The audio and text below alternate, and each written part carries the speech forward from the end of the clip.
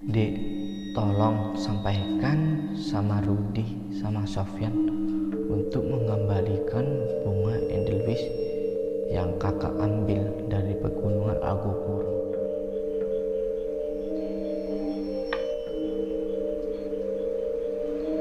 Cek, mistis dan teror on.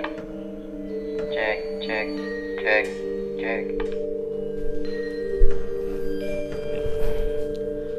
Assalamualaikum warahmatullahi wabarakatuh. Kembali lagi bersama saya Rick di channel Mistis dan Teror.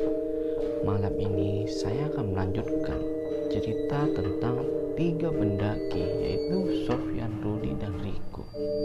Nah, Rudi dan Sofyan digegerkan atas meninggalnya Riko setelah 1 hari dari pendakian Argopuro. Sebelum lanjut ke videonya, marilah kita berdoa menurut keyakinan masing-masing. Berdoa mulai. Bismillahirrahmanirrahim.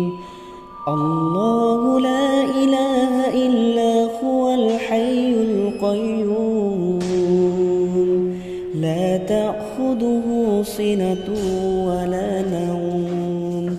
Lahu ma fis samawati wa ma fil ardh. من ذا الذي يشفع عنده إلا بإذنه يعلم ما بين أيديهم وما خلفهم ولا يحيطون بشيء من علمه إلا بما شاء وسع كرسيه السماوات والأرض ولا يؤوده حفظهما وهو العلي العظيم. Doa selesai. Sebelum lanjut ke ceritanya, jangan lupa tekan tombol subscribe agar kita bisa membangun channel ini bersama-sama. Nah, ketika mereka bertiga sudah di rumah masing-masing, lalu digegerkan oleh kematian Riko. Sofyan ini seperti tidak percaya. Waktu itu ditelepon sama Rudi. "Yan, Riko meninggal malam ini," kata Sofyan. "Yang benar aja, kemarin kan kita muncak ke Argopuro, masa iya kemarin sehat-sehat aja?" Sofyan ini gak percaya. Lalu Rudi mengajak Sofyan ke rumahnya. Nah, sampai di rumahnya, ternyata memang benar Riko ini meninggal. Mereka berdua kaget. Aduh, kok bisa sampai meninggal? Emangnya Riko ini sakit apa? Tanya kepada keluarganya. Lalu keluarganya malah balik tanya ke mereka berdua. "Rud, Sofyan, ini Riko meninggal kan habis jalan-jalan sama kalian, katanya ke Argopuro." Lalu kata Rudi, "Iya benar pak, kita emang dari Argopuro." Lalu Rudi ini bertanya juga sama bapaknya, "Kenapa Riko ini sampai meninggal pak?" Lalu mereka bilang, "Kita kemarin juga nggak tahu apa penyebab dari kematian ini." Lalu Riko sempat bilang dia merasa badannya itu ya kayak terasa berat kayak gitu. Kita bawa ke dokter, tapi kata dokter mungkin cuma panas aja. Nah, dibawa pulang lagi. Nah, setelah itu habis isya, Riko tidak bisa bangun lagi, dan kita panggil bidan yang di daerah sini atau perawat untuk memeriksa Riko, tapi denyut nadanya sudah habis dan Riko dinyatakan positif meninggal. Nah, kaget bapaknya ini, kok bisa? Kemarin ya dia sehat aja, tapi kenapa mungkin jantungnya Pak, apa kita lakukan otopsi aja? Tapi pihak keluarga ini gak mau ribet karena ya mungkin udah musibahnya, katanya kayak gitu. Akan tetapi menunggu dokter yang lain karena ibunya merasa tidak percaya kalau Riko ini meninggal. Malam itu Riko dimakamkan di pemakaman setempat. Setelah selesai pemakaman, semuanya sudah bubar. Sofyan pulang ke rumahnya, Rudi pulang ke rumahnya. Tepat jam 11 malam, Sofyan mau tidur. Nah, ketika udah mau tidur, Sofyan ini mencium bau bunga edelweiss di rumahnya. Padahal di rumahnya tidak ada bunga satupun. Nah, Sofyan berpikiran, kok bisa ya bau edelweiss? Kemarin di Argopuro baunya kayak gini. Di dekat pohon-pohon edelweiss kan baunya seperti bunga edelweiss. Tapi sampai di rumah dia mencium bau edelweiss tepat jam 11 malam. Dia mencari muter-muter di rumahnya, tapi tidak ada satupun bunga. Dia coba menelpon Rudi. Rud, aku mencium bunga edelweiss nih di rumah. Nah, Rudi pun mencium bunga edelweiss juga di rumahnya. Nah, kenapa rumah kita bau edelweiss ya? Padahal kita kan gak ngambil edelweiss dan juga gak punya bunga. Keanehan pun terjadi di rumah mereka berdua. Lalu Rudi ngajak ketemu Sofyan. Mending kita ketemu aja di tempat tongkrongan biasa. Nah, mereka berkumpul di salah satu tempat sambil ngopi. Kenapa ya kita bisa mencium bau bunga edelweiss di rumah kita? Sudah terasa aneh. Nah, si Sofyan ini berpikiran, saling menuduh. Sofyan sama Rudi, mungkin kamu ngambil bunga edelweiss. Ya mana mungkin lah, kamu tahu sendiri kan, aku gak ngambil apapun dari sana. Ya aku juga sama, aku juga tidak ngambil bunga edelweiss. Nah, apa mungkin gara-gara Riko ngambil bunga edelweiss kemarin? Ya kan gak masuk akal juga. Rumah Riko kan jauh, apalagi Riko sekarang udah meninggal. Ya siapa tahu ada di tasmu. Sudah aku cek kok, kata Sofyan. Sudah aku cek semuanya gak ada edelweiss. Apa jangan-jangan kita dihantui oleh Riko yang membawa bunga edelweiss itu?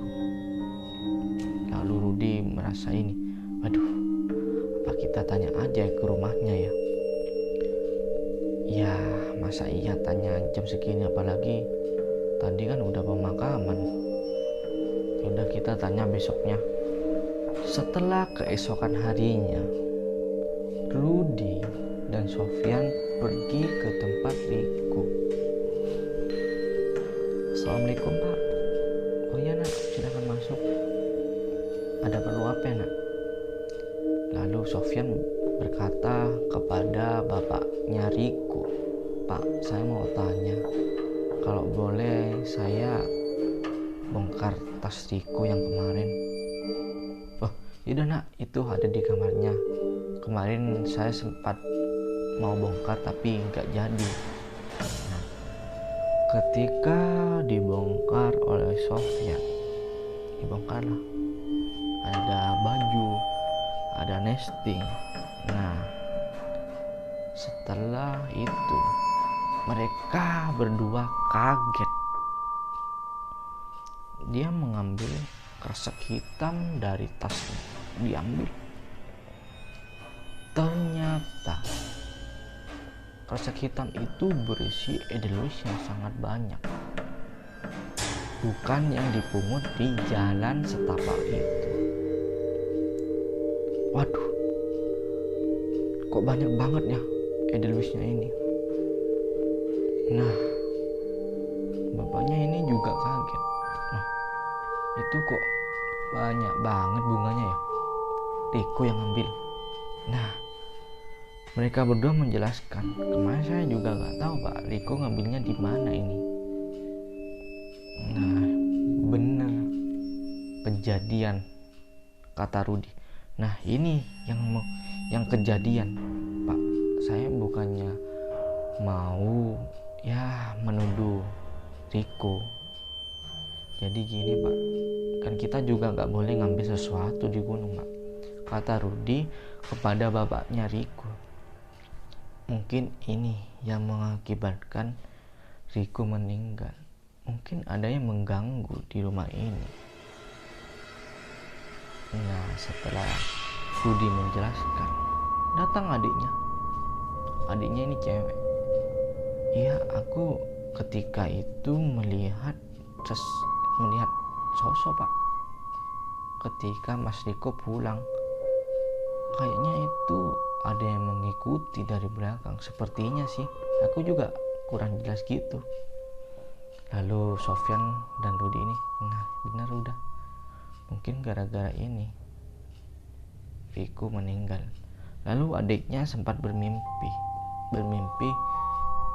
ya, adiknya ini menjelaskan ke bapaknya, ke Rudi sama ke Sofyan, Mas, aku kemarin mimpi kayak gini. Kalau boleh tolong kembalikan bunga Edelweiss yang aku bawa dari pegunungan Argopuro. Dek, tolong sampaikan sama Rudi sama Sofyan untuk mengembalikan bunga Edelweiss yang kakak ambil dari pegunungan Argopuro. Nah, itu seperti mimpi yang dialami adiknya Riko. Lalu Rudi sama Sofyan berpikir, aduh, kita mengembalikannya gimana ini? Tapi kata bapaknya Riko ini bilang, mending kayak gini aja nak, kamu kembalikan aja ke petugasnya, sekalian minta maaf. Dan lagi Riko kan udah meninggal, ya mungkin bisa dimaklumi seperti itu. Lalu Sofyan dan Rudi berangkat ke base camp membawa bunga Edelweiss itu.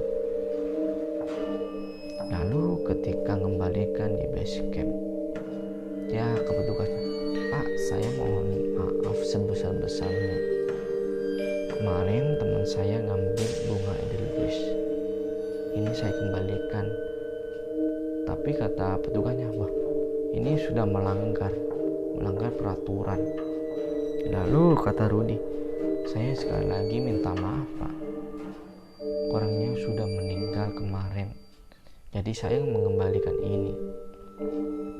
Lalu kata petugasnya, oh yaudah, saya turut berduka cita atas meninggalnya teman kalian.